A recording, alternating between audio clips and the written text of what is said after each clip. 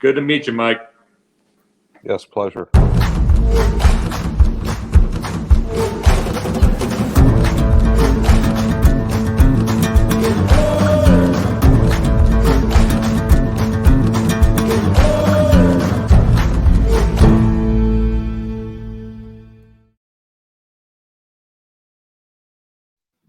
Good evening, everybody, and welcome to another edition of the Sports Exchange. My name is Scott Morgan, the Motor City Madmouth. We have a great crew on hand. Before I go into the crew, let everybody know the Sports Exchange is being broadcast around the world. The audio version of the Sports Exchange can be heard on iHeartRadio, Apple, Spotify, Google, wherever you get your podcasts. Please hit the red subscribe button on YouTube, South Florida Tribune. We're striving for 1,000 subscribers. Please also comment, like, and share the broadcast. Want to be a guest? No problem. Participate. Chat room, one way to do it. Or send your topic ideas to southfloridatribune@gmail.com. If you want to advertise cost efficiently, call me at 954-304-4941. We broadcast live on Facebook, LinkedIn, Twitter, YouTube. Also, our website, www.southfloridatribune.com. Twitter/X @TribuneSouth. Candy Ambling is behind the scenes, and she's also producing tonight. My book, a media book, will come out in a few weeks. It is titled Lessons from the Microphone, Tuning in to the Enduring Wisdom of Visionary Leaders. Well, I got four other leaders joining me tonight, and right to left, we got George Eichhorn. Welcome back, George. Thank you very much. Good to be here, guys, and thank you for calling me a leader. Oh, there you go. Hey, listen, it all blends in with the program. All right, Jacob Christer, we got a lot of work to do the next 2 days, and it starts tonight. Welcome back, JC. Thank you. And if everybody's a leader, nobody's a leader. I'm just kidding. Oh, there you go. All right. Is that your words of wisdom? All right, the newest addition to the Sports Exchange is Big Mike. Mike wearing a Bears jersey, and obviously one that he takes a lot of pride in that Jacob Christer can only relate to. Am I the only one? Absolutely. Hey, I had not only am I joining at the right time and getting on a great podcast, I got to go back at Jacob for the comments a couple weeks ago that infuriated all of us actual Bears fans out there. We don't want pretty, we want W's. We can't good. Then go get the W's and quit worrying about being highlights. Oh, it's not the highlights we're worried about. It's worried about consistency and coaching. You get a running quarterback, and the last thing you have him do is run. Or you have Trubisky back there, and you have a guy in the play. Yeah. All right, there you go. All right, but anyways, I knew we had to get his little Trubisky vibe in. And last but not least, JB Ellis. Welcome back to the big show. What's going on? Long time no see, guys. How's everybody doing? We're doing good. Welcome back. Hey, listen, even though you're out there having a good time across the big pond, we're doing everything we can to continue to improve what we're doing. So when you came back, it's even in better shape than it was when you left it. And JB, I don't know if you heard it, but Scott did a terrific JB last week's show. Oh. Listen. Yeah, listen. Oh, yeah. Yeah. JB, I never forget about my brother from another mother, let me tell you. So when you have an opportunity to listen to that show, you have the right to go out there and tell me and grade me if I did a good JB Ellis impersonation. I definitely will. It's better than Sister from Another Mister. There you go. That was good. You always come up with some good one-liners. Okay, you have a long ways to go, Jacob, but it's good stuff. All right, let me go over the topics, Roll. We only have 3 of them. And one of those topics that we have actually occurred during the FAU Men's Basketball Media Day. We'll insert that clip in a little while.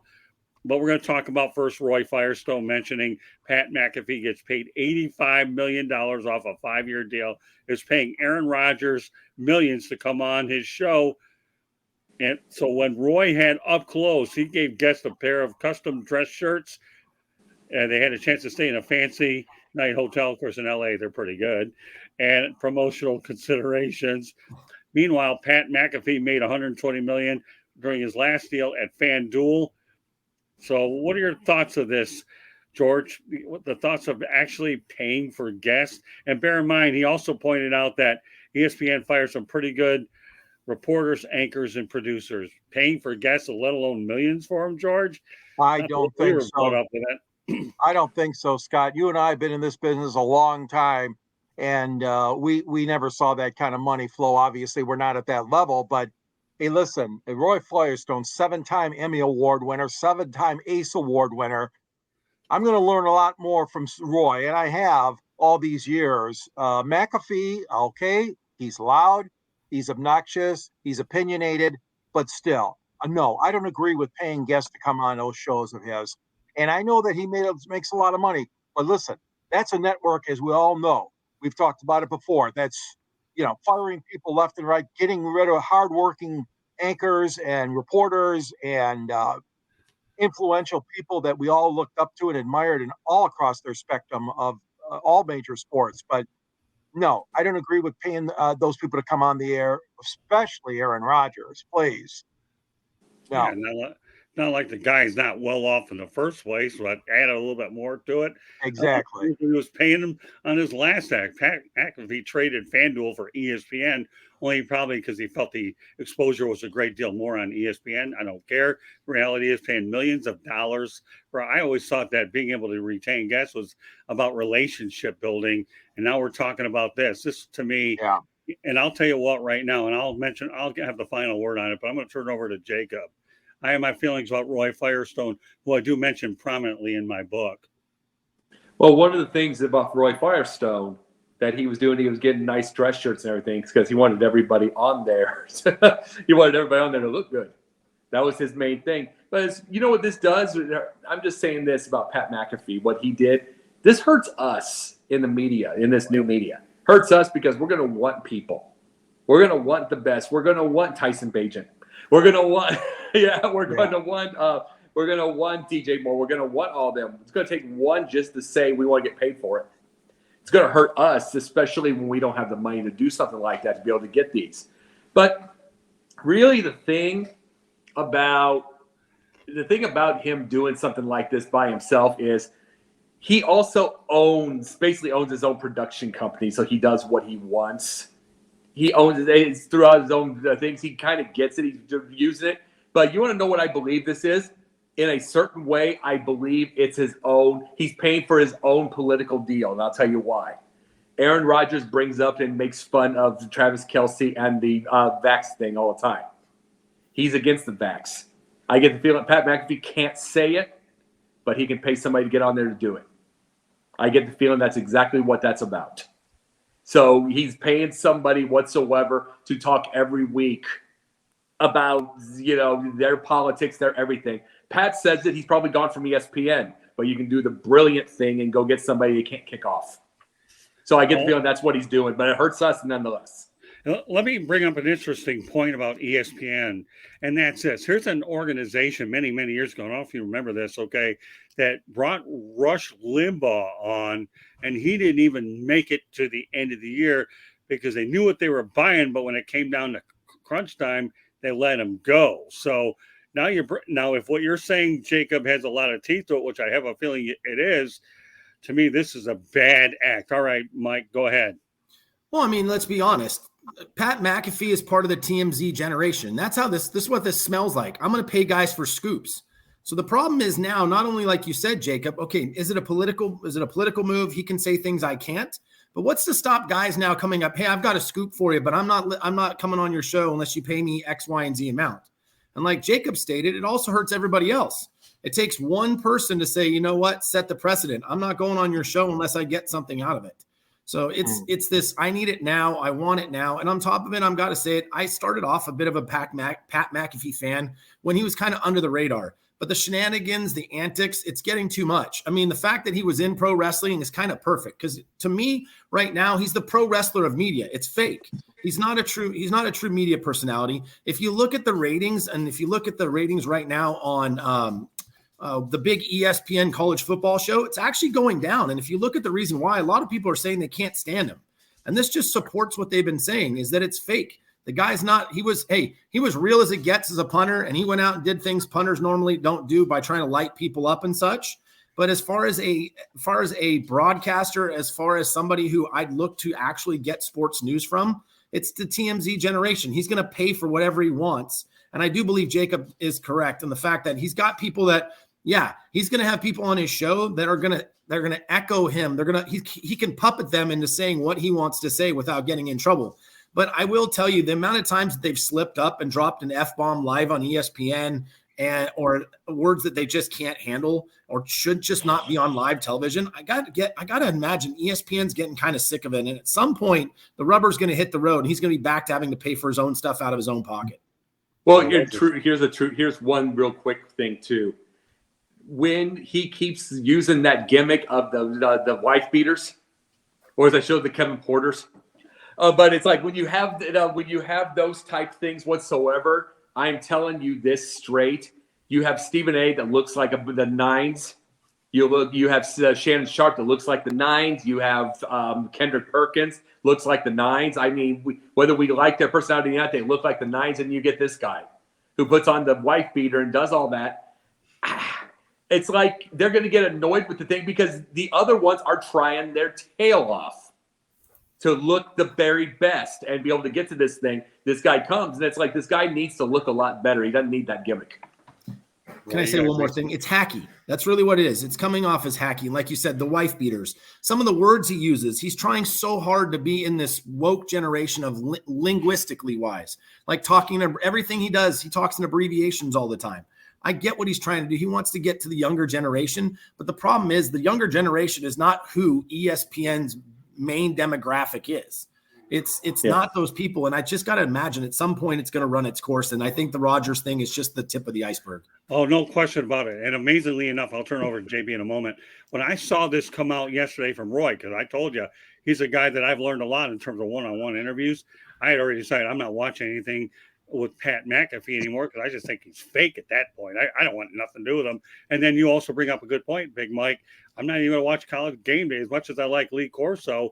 I can't have this guy out there making a jerk out of himself. Ratings will ultimately wipe out that bad.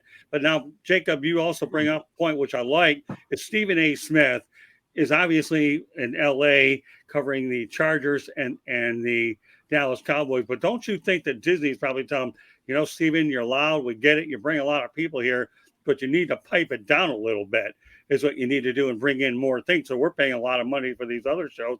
I actually like the addition of Shannonsharpe. I really do. Because he's a guy who's an athlete that's prepared and does his research. And Kendrick Perkins is a laugher. That's all I'll say. No, here, laugher. Don't get that wrong. What I was talking about. Well, I don't like him. Jacob is what I'm telling you. I can't stand no. I'm not a fan of Kendrick either. I'm just used him as an example. Everybody that dresses to the nines to look that good. Right. And then all of a sudden you get wife beater boy coming in, and then he wants to put a coat on that looks snazzy. It's like, no. It's like when everybody's trying their hardest, they're going to get mad at him because he's not.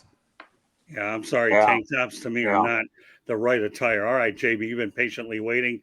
What's your take on this? I mean, there's really not a take. He, I guess, was an NFL player, was a punter. I mean, I don't know. Besides for that, what he does, all he does is talk nonsense. His show is unlistenable for a sports fan.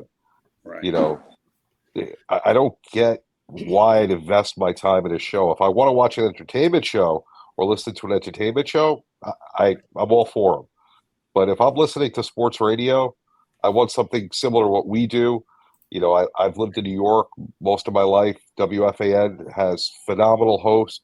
You know, ESPN radio started to do it. Michaelkay, who a lot of people don't like, has a phenomenal show with Don LaGreca, who was a longtime guy who did the scores on WFAN, the updates. You know, knowledgeable about sports. Yeah, they yell sometimes and they're opinionated, but they know what they're talking about. It's not just to get to like clickbait. Pat McAfee is the epitome of clickbait. He's horrible. You know, if that's what you want in your sports coverage, by all means, go ahead. You know, anybody that would want to sign him and bring him into their network, that's what you're looking to do. You know, that's why ESPN's got away from people watching them because that's all they're about now. Stephen A., you know, back in the day, he used to know what he was talking about and have valuable opinions. Today, it's how loud can he yell and what stupid things can he say? Right. You know, so it's just the whole demographic of what's important in covering sports has changed. And I certainly don't listen to a show. I can't stand it. You know, like Mike said, go back to wrestling. You know, he'd be great there. Be great. A great heel.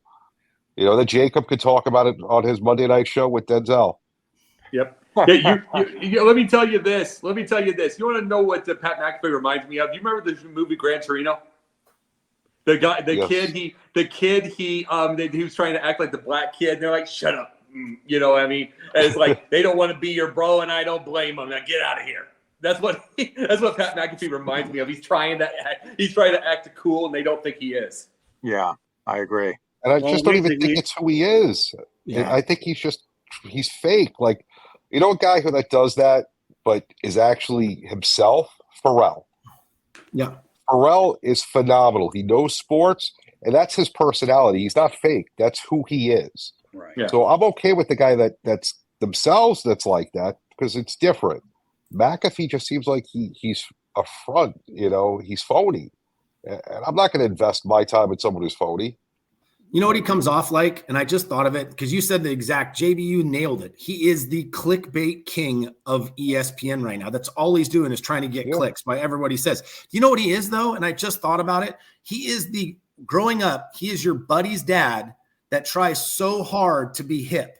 He wants to be in the know, and he's trying to act like he's the cool guy. Hey, man, come to me. I'm your buddy. Hey, I'm all about the new generation. I'm all about the hip happening thing. And he's not. In the end, it comes off as fake. It comes off as hacky, and it comes off you looking like a jerk. That's the perfect. You got it, JB, right on the head with that one. Well, here, let me add a couple of things to it. Number one, Michael Kay, to me, is a dynamite announcer. He really is anyways. I've met the guy a couple times. I know what he's all about. We've had some pretty good conversations. But there's a guy, JB, you said you've grown up in New York. You're probably familiar with a guy by the name of Bob Page, right? Yes. Bob Page actually is a good friend of mine, as well as George Eichhorn. And Bob Page is a straight shooter, tells you the way it is. And I actually talked to Bob a few weeks ago about wanting to come on, but he's happily retired. I don't blame him. But these are the kinds of guys that are hard-hitting, that have facts and tell it the way it is. Bob Page is great. But you guys are nailing it all over the ballpark here, that there's no question that tank tops, if I ever see a person wear a tank top on this show, I will get rid of them that fast. I will never tolerate that kind of stuff because, you know, and I rarely ever tolerate jerseys unless there's a rare exception to it. I have no problem with doing it. But the reality is you guys are right. Every one of you, okay, that to me, Pat McAfee is, like you say, the clickbait king. They don't need that. But I think the one thing here that comes down to one word that describes this whole scenario, ESPN is desperate, period. They're losing their market because they've let a lot of great people go, veterans that helped bring that network to where it is. And now if you have to resort to this, I don't like any shows that have expletives on them. I don't even care. That to me, you know, I don't read the Bible much, but I can tell you right now, the Bible probably doesn't have them in there. And I'm not trying to be too religious here, but I don't believe in expletives on a show. This is a clean family show where there's enough words in Webster's dictionary that we can use without having to go out there and resort to that type of language.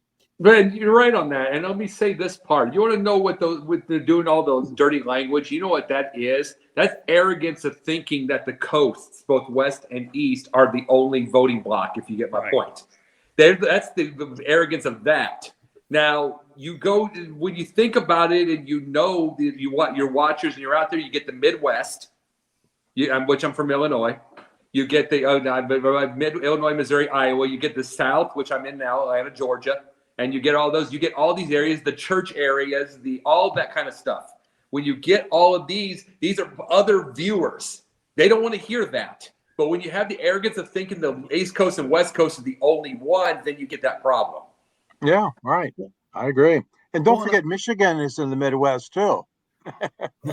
Well, and I also think I actually think it's an interesting look because with Disney, I'm kind of surprised, and that just tells you how far that whole media empire has fallen. That Disney would even remotely consider having them on a network tied to their brand, to their organization. Yeah, but you know what, Mike? ESPN is. They've just got so far away from what they need to do. Cover sports. It's really all it is. You know, it's the simplest concept. Talk about sports. Mm-hmm. Sports is controversial enough. You don't need to, as the host, the guy who talks about it, be controversial. You could find things in the game. You know, Bob Lee, Outside the Lines. Right. That show is all about controversy. Did anyone say Bob Lee was controversial? No, because all he did was cover things. And that's what ESPN went away from. Right. You know, it's just horrible. But Pundit covered it. Pundit did it, though. Yeah, but you know what, Bob Lee, JB, you bring up a great point. I spent time talking to Bob Lee in North Carolina, an event you're going to go to later on next year with me as well, as we continue to build our company's Sideline Sports and South Fork Tribune and take them to levels that they've never been. But the reality of the situation, Bob Lee is everything that's right about journalism. He is. It's a nuts and bolts thing. And you know what? Here's the thing, Mike, that we all have to understand. And I know you're new to our program format, but the reality of the situation is this. The whole objective behind what we do is educate, entertain, and inform. And I think that that's the one thing that a lot of people tend to get away from. And if you have, as I told you earlier in this particular show, that, you know, Disney right now, I can see ESPN declining even more if they continue the trajectory that they're on, that they are. And this isn't a show about hammering ESPN, but there are facts that warrant us to be able to address these subjects. And to me, the title of the show is called Paying for a Guest.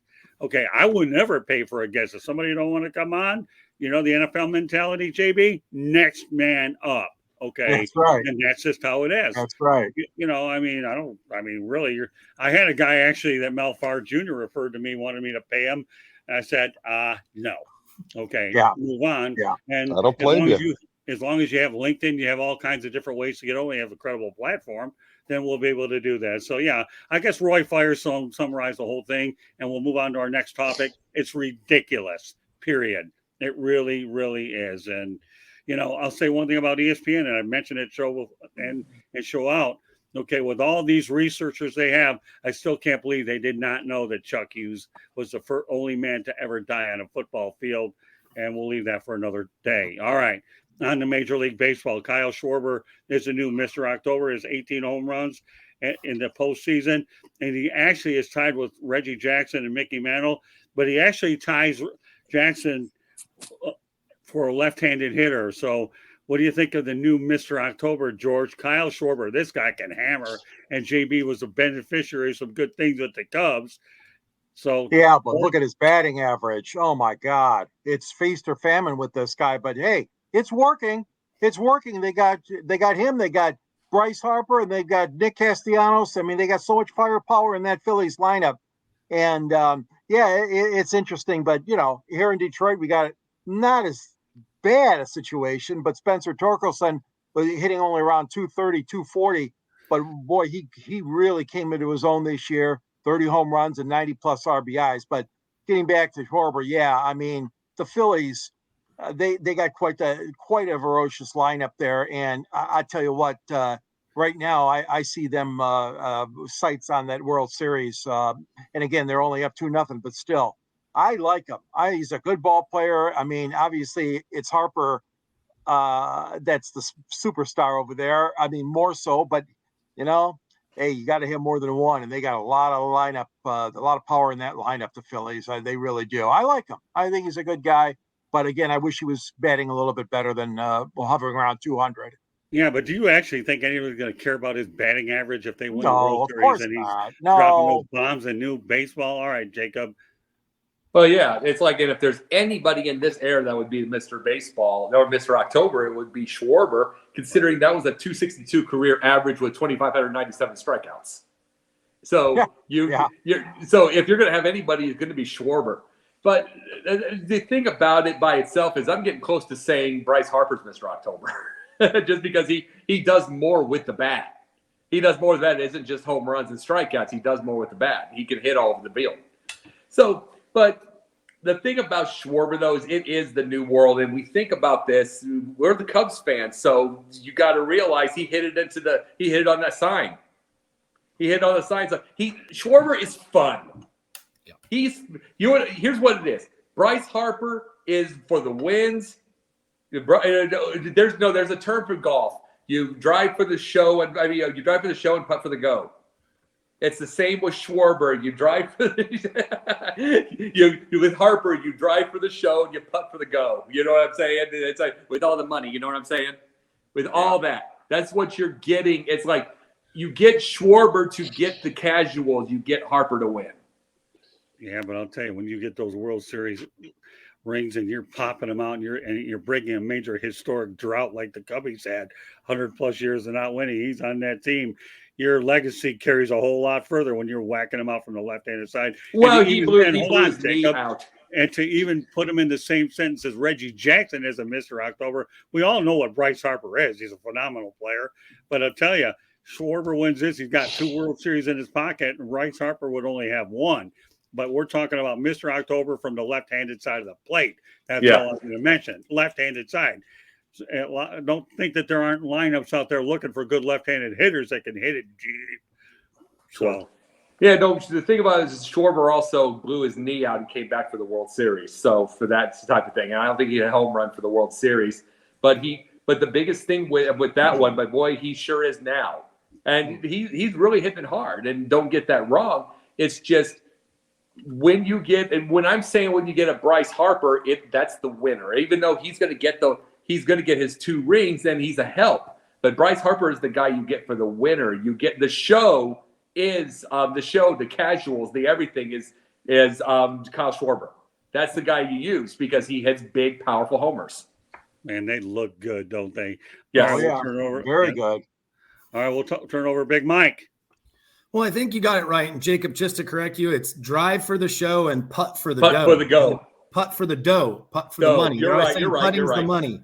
But you're exactly right with Schwarber too. Hey, let's not forget, and Jacob touched on it, this guy was an injury away from being out of the game, and they didn't think he was coming back for the Cubs that year. He pushed himself. They had doctors saying he shouldn't have come back that year, but he was a spark plug. Yeah, he didn't hit the bombs he did that year, but he was hitting the ball well during the playoffs for the Cubs. This isn't a surprise, but let's not forget, and Jacob touched on it, but truthfully, the whole reason Schwarber's doing what he's doing is because of Harper. Harper is the lightning rod of this whole thing. When you've got Harper around, pitching and staffs are so scared to make mistakes around him that they kind of overlook people. And Schwarber is the recipient of that. Schwarber comes under the radar. His batting average is terrible. But when you don't pay attention and you leave one out over the plate, he's going to eat it up and he's going to make it a show. Like you said, it becomes an absolute show because when he hits one, he's not hitting one that just barely clears the fence. He's hitting one that he's standing at second base by the time it lands. So Schwarber's a great, and I guess for me, Schwarber comes off as your best buddy. He comes off as the guy you knew growing up next door that just kind of stuck around and made a long career out of it. He comes off as that guy. Anytime they do an interview, he's always gracious. So yeah, he's hitting great, and he may come up as one of the best left-handed hitters. But I do think it all revolves around. It goes back to Harper. Harper's the spark plug. Harper gets everybody going, and everybody feeds on it. And this is just another example of that. He's Paulie from Rocky, who, by the way, just passed away a couple minutes ago. Oh, really? No kidding. Yeah, Paulie from Rocky. Yeah, Burt Young. He just passed away. Oh, well. That sucks. Thanks for the unfortunate update. Okay. Yeah, I know. Anyways. I wanted to segue. No, that's okay. There you go. All right, JB. So let's just compare. I brought up the stats as everyone was talking. Schwarber hitting a whopping 239 with 47 hits, 18 home runs, 31 RBIs, and 36 runs scored in 60 postseason games. So his home runs are useless, not even averaging 2 RBIs per home run. Then you got Reggie Jackson, 278, 78 hits, 18 home runs, 48 RBIs, 41 runs in 77 games. And then Mickeymantle, the other guy with 18 home runs. 257, 59 hits, 18 homers, 40 RBIs, and 42 runs scored in 65 games. You know what? 18 home runs and 31 RBIs, first of all, is disgusting. Yeah. 239 batting average is abysmal. Never liked the guy, never understood why they said the Cubs would be better when he came back. He's not a good hitter. He's not Mr. October. If you want to give that title to anyone playing right now, that's still in the postseason, it'd be Bryce Harper for what he did to Atlanta. You know, Schwarber, like Mike said, is the beneficiary of having Bryce Harper there. Right. And when you only have 13 additional RBIs on your 18 home runs, they're pretty useless RBIs. You know, you're not doing much to help the team. You know, so there's not really much more to say. He's the problem with what's wrong with Major League Baseball right now. Useless home runs. Okay, well, then we'll leave it on that. No. How do you really feel about it, Joe? Yeah, how do you really feel? Like I feel about Fields fans. I'll tell you how he really feels. Like a man who's very rested from a great trip with his bride in Dubai. He's had a lot of time to absorb all the sightseeing that he has, so he can come on here and be the JB Ellis that we know as a brother that, but you were technically on Pundit's Pundit, and you're going to be, one of your homework assignments, Mr. Ellis, is you're going to go ahead and you're going to have to grade me about my JB Ellis impersonation last Thursday on Pundit's Pundit. And you can feel free to text me. You know how to get a hold of me. So if you ever go out there and take a long trip, and I'll just see if I can improve on my JB Ellis impersonation. Just so you know. Yeah. All right.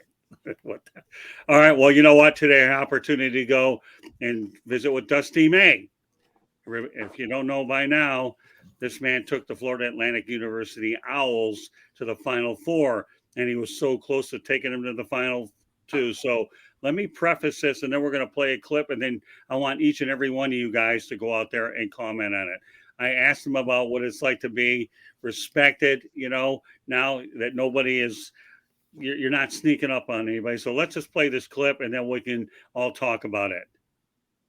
Well, we know FAU is ranked 10th nationally. What's your thought on that? I know you have a lot of schools out there where they hand out big NIL money, but yet you're ranked 10th there. People know about you. You're not sneaking up on anybody this year. No, and we felt like once we became ranked in January, we weren't able to sneak up on people last year. It's going to be a different level this upcoming season, but we're proud of the ranking. We want to go higher.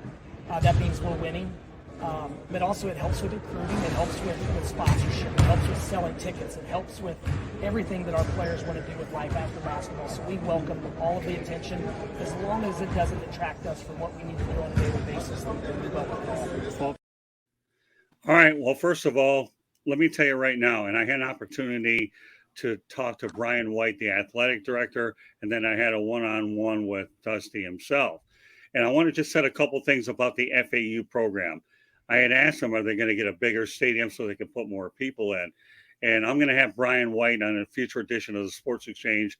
So I'm glad with some of the things that JB Ellis is working out, that interview will be, when it's set up, will be in its entirety via the Sports Exchange.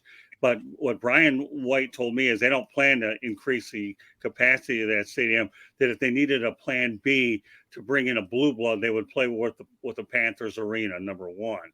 So with that said, hey, this is a athletic program that's come a long way. So George, what's your take on the fact that FAU's men's basketball program is no secret anymore? I'll tell you what, Scott, I am impressed. I'm impressed with that young man, that coach, and I am impressed with that team and what they were able to do last year. I mean, you look at situations of upstarts, it happens all the time. We've seen it all the time, but this was an incredible story. And the thing is he has to preach, and that's consistency. You don't want to just go there one time. Oh, yeah, we tasted it, man. No, you got to be hungry for it year after year and into the next season, obviously. So, yeah, you want to preach consistency, and you don't want those kids to get too big of a head. I mean, obviously, and it's tough. It's a lot of mind games, as we know, with college athletes. But no, I think they have a bright future. And I think that, if they wanted to schedule a couple of games in a big city, that's cool. I mean, we had a team here in Detroit that Dick Vitale once coached called the Detroit Titans, the U of D, University of Detroit. And what they did is they played some of their games at Cobo Arena downtown, which some of you may recall, the former home of the Detroit Pistons.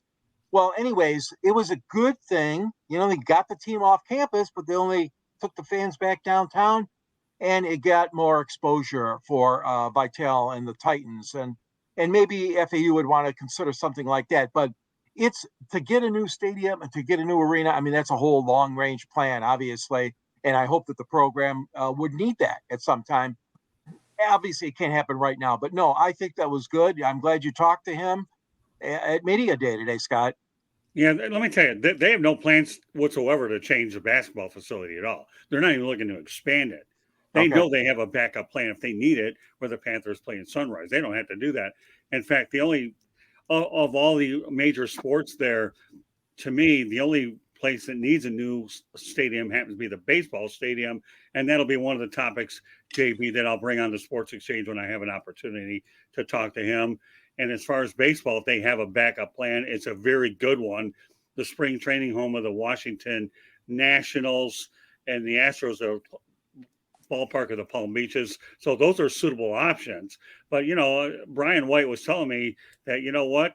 Duke is in a much better situation than North Carolina because they built an NBA-style arena. They only fill it out once. I don't want to give it all away when we're talking about Brian later. But the reality is here's a guy here, Dusty May, who took a job and then he reconsidered it. Now look what he's done.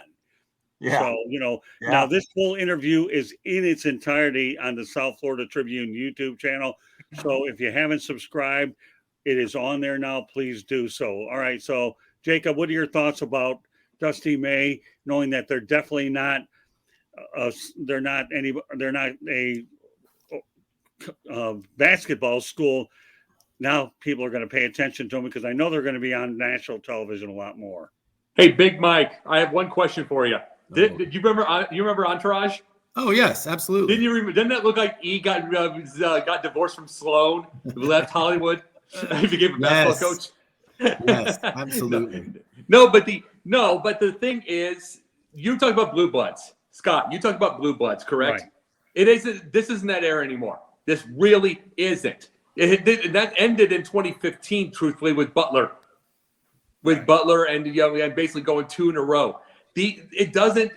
A Final Four from an FAU used to be, oh my dear God, used to get amazing with Cleveland State beating Indiana back in the 80s, 86. Used to have, oh my God, great. And then we had, you got to remember, then we no longer have the 16-1 deal where 16 never won. Now you have 2 of them, I believe. I think we've had 2 of them now. And it's like, you had that UMBC beating Virginia for the first one. There's no blue blood anymore. It's like, this isn't the era of this is the basketball school, this is the anything. This isn't that era anymore. I'm from Quincy, Illinois. We were the basketball school, and the football school won 1 game a year, maybe. Now they are probably number 7 in the state, and they score 51 points a game. And while their basketball team is awesome and winning 28 games. So there's no such thing. Everybody's playing their money. Everybody's putting their money out there now for everything. So Dusty May, they're not sneaking up on anybody, but they don't have to. No one sneaks up on anyone anymore. No one is a blue blood. Kentucky's had a couple of bad years in there. It's like you're getting NAIA schools beating these big-time, quote-unquote, blue bloods on the road. They're beating them in their own home stadium. That happened a couple years ago with Syracuse. We've got to get an understanding that this is such a different sports world now, and these athletes are everywhere. They're not – you used to have it where, you had some decent athletes, NAIA, blah, blah, blah. Then there was levels. There's not just levels anymore. Everybody's got the highest level. Well, let me tell you this about Florida Atlantic, okay? Number one, they don't mind investing into good coaches. The 3 they have there now, John McCormack, to me, is the best-kept secret on the planet when it comes to baseball. And prior to that, you had Kevin Cooney. Tom Herman's great. He just really is. I mean, in fact, he's in my book, for crying out loud. I've only known this guy a few months. He's that good. And Dusty May, what can you say? I mean, good one-liner, by the way. Dusty May, what can you say? But, here's a guy to me that, he knows what he's talking about. But bear in mind, he came from the University of Florida before he took on this job. So, he knows what it's like to, I think Gator fans are probably wondering, why is he not the coach instead of who we have now? I won't get into that. But, boy, you talk about a find at FAU. Dusty May is that. All right, Big Mike. Well, let's be honest. The college landscape, not just basketball. What changed the college landscape other than the NIL? It's the transfer portal. You never saw guys from blue blood schools, as you call it, transferring out. You've got 2 guys that were starting on North Carolina last year that are not going to come back to Carolina this year and that entered the transfer portal. The transfer portal has changed college basketball a lot more than a lot of people think. These guys that were sitting on the bench were number 1 kids through high school, number 1 kids at the McDonald's All-American game, but can't crack the starting 8 or the top 8 this school. They go to another program and takes that program from being a mid-level program to a high-level program themselves. Right. And what FAU is striving for, let's be honest, the gold standard right now in college basketball aren't the blue bloods. It's one team for consistency. Can anybody guess who that one team for the last 20 years consistently is? It's Gonzaga. Mm-hmm. Gonzaga is the exact blueprint what everybody wants. Gonzaga is there every year. They're consistent every year. Yeah, they haven't won one. They haven't been able to get over that hump. But I'll tell you what, a fan base, a college basketball fanatic like myself, I'll take somebody who's in the big dance every year, getting to the Elite Eight, the Final Four, and having a chance at it. And Gonzaga's been able to do that. And I think that's the blueprint that May's looking for. May's smart enough. You know what? I'll tell you, I love the fact that they're not going to add more seats. You know why? I want that building like Cameron. I want that building small. I want that building packed wall to wall with my fans. I don't want a bunch of people being able to buy tickets from out of state, out of city to come in and infiltrate. I want people to walk into my building and feel it rumbling from my fans. So I applaud him for that. Now, will the program get big enough that they have to do something, maybe get a big deal and go play in a neutral site once, twice a year against some bigger teams? Great. But until that happens, build the program, be consistent, get to that level that everybody knows you're coming every year. Yeah, they had their coming out party last year. Hey, great. You're in the top 10. You're coming in 10th. The expectations are there, but they're not, you're not in the top 4, top 5 right now, which sets yourself up for a drop. I think it's amazing. I think what they're building is great. And I think the college landscape in general, and like Jacob said, the Blue Bloods, they don't exist anymore. They're names. I'll be honest, I'm a big Carolina honk myself. I love UNC, but Carolina's not what they once were. They didn't make it last year, and then they turned down an invite to NIT. Like, who do you think you are? You're not good enough that you turned down an invitation to a national tournament. I mean, I can't even imagine 20 years ago if you'd heard a school like Michigan or UNLV not only not making the tournament, but then turning down a bid to the NIT on top of it. It was a disgrace. So the college basketball landscape, just like the rest of college sports, has changed. And it's great. As a fan, you got to love this era of college sports because the parity's coming. With the transfer portal, the NIL is going to shift around. And yeah, you're going to have some schools that are going to have an advantage because they have more money. That's boosters more than anything else. But in a general sense, top to bottom, college sports is going to be better because of the transfer portal for the next 20, 30 years. Hey, Big Mike, let me ask you a quick question before I turn over to JB. You're located in Sacramento, is that right? Yes. I could have sworn you were in Boca Raton with me because I got news for you. Brian White and Dusty May were saying the same things that you just echoed there. And by the way, a little footnote on Gonzaga. I read today that there's a chance that they can end up in the Big 12 playing basketball as well. So we're not going to get into that, but that just bolsters what you're saying and makes it even more valid. Okay, JB, you got last word. I know we have to get you out of here in a few minutes, so go ahead. The floor is yours, JB. Yeah, I mean, it's impressive when you see these smaller schools that aren't in the big conferences put together a team that goes on a run the first year. But when they do it a second time, that's when you start to say that they have the right people in place, that it wasn't a fluke, that they know how to recruit the guys and build the team and a system and put everything together. Now, I mean, what's been done at Gonzaga, that's special in itself. Yeah, they haven't won a championship, but I'm a St. John's fan. If we can do that, first of all, the fact that Gonzaga could do that, a small Catholic university. Meanwhile, St. John's, who plays home games at Madison Square Garden, the mecca of basketball in the biggest city in the world, can't put together, consistently going to the NCAA tournament, let alone the Sweet 16, the Big 8, the Final Four. But you have a team out in the middle of nowhere at a smaller university that's done this for how long? That's impressive. So, I mean, what's being done right now is phenomenal with Dustin May. Now, to continue it, that's the hard part. It's not an easy process because recruiting with NIL and everything else and the transfer portal, it's insane, the work that's put into it by the college coaches and ADs and, trying to get all these pieces together. It's impressive when you have a smaller school that can do this. The key is finding the right guys as freshmen and sophomores that aren't on the radar. And so you can keep them, and hopefully they don't transfer out. And if they do, you find a couple other more freshmen and sophomores that you can keep. Because you're not going to get the transfers because they're going to go to the schools that can get the NIL or where they're going to get more playing time. I mean, for example, again, using St. John's, Rick Pitino went to Iona because I guess he needed someplace to coach. He didn't want to just relax. And then he came to St. John's. He took all his best players from Iona. And Iona, what are they going to do now? They had to go out and recruit it and build a whole new process. So it's just the way that the system is set up.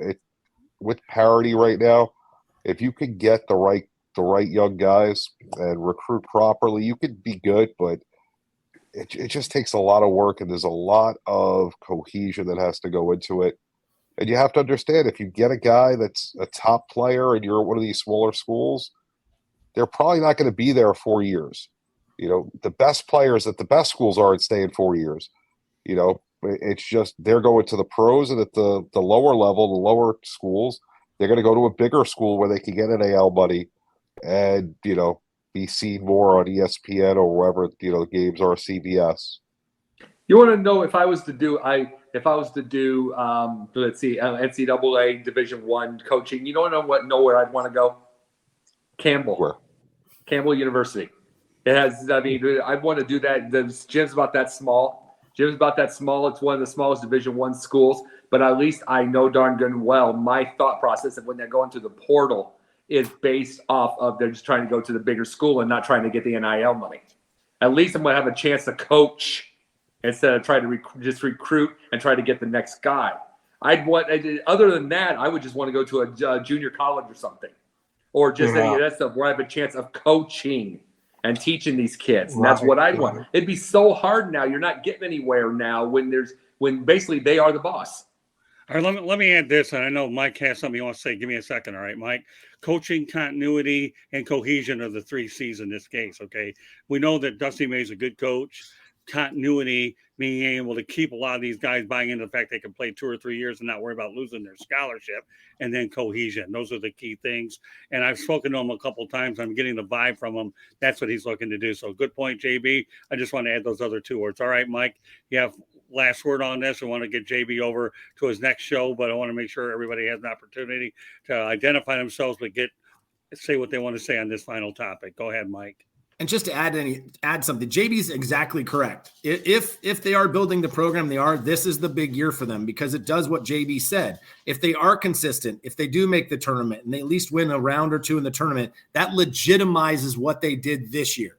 You're right. If they don't and they have a massive dip, yeah, that's gonna hurt them. But if they can show, hey, we are building this program, we're going to be a consistent winner, then that's exactly it, JB. The portal will open up bigger for them. They will get some of these guys that, hey, you know what? I'm going to go there. I'm going to make my name on a team where I know I'm going to get some extra playing time. So yeah, year 2, this for Mr. May, and the follow-up year to what they did last year. This year is going to be fun to watch, and I really hope they can continue the success and we get to see FAU on the map for a long time to come. Yeah, the one thing they won't have to worry about in this year's tournament, should they get there, is eliminating first. Number 1, they got their first win, and then they got to their first Final Four. So now at this point, they're just padding what they're already doing. I'll be getting to some games this year at some point during the season. I don't know when, depending on our schedule here. But I'm looking forward to seeing what they're doing there. And again, I've had an opportunity to get to know Dusty May since the Final Four and then picking up on it today. And I'm amazed at some of the things I'm seeing, but I'm going to see it on the basketball court. And then in future opportunities, I'll be able to speak to them more and more. We'll insert more and more clips as we have along. So great show tonight, JB. We're glad you're back. We really are. Mike's obviously our new addition, and George and Jacob are the holdovers. So with that said, let me go around the horn and let everybody know how they can get a hold of it. All right, George, go ahead. Start. All right. I got a book out there, Detroit Sports Broadcasters on the Air, including all of the great announcers from Detroit and Michigan we've had over the years: Bob Ufer, Ernie Harwell, Van Patrick, Bud Lynch, Bruce Martin. They're all in here. There's a link to purchase my book. It's at the end of my column. I write for Scott and Candy at the South Florida Tribune under the Motor City Tribune banner. And you can reach me at gicorn@yahoo.com. or on X, formerly known as Twitter, at SandGSports99, or on LinkedIn under my name, George Icorn. You can hear me, too, also on Pundit's Pundit and the Sports Exchange, and great programs like Inside the Pigskin and 108 Stitches. So looking forward to talking to more of you out there, and a great show tonight, guys. Okay, Jacob, go ahead. I'm Jake the Pundit on Twitter, but I'm not going to call it X because it sounds stupid. I'm exactly. I'm Jacob Christner on Facebook. I'm Jake the Pundit 1 on TikTok. I'm Jake the Pundit on Instagram, all those type of deals. I am, also on Ricochet and Substack and all those type of things. Sundays, I am with I am with Scott on The Professor and the Pupil. I am with that on Sundays, Sunday mornings. Mondays is Top Rope Talk with the Sniper and the Pundit for Pro Wrestling Talk.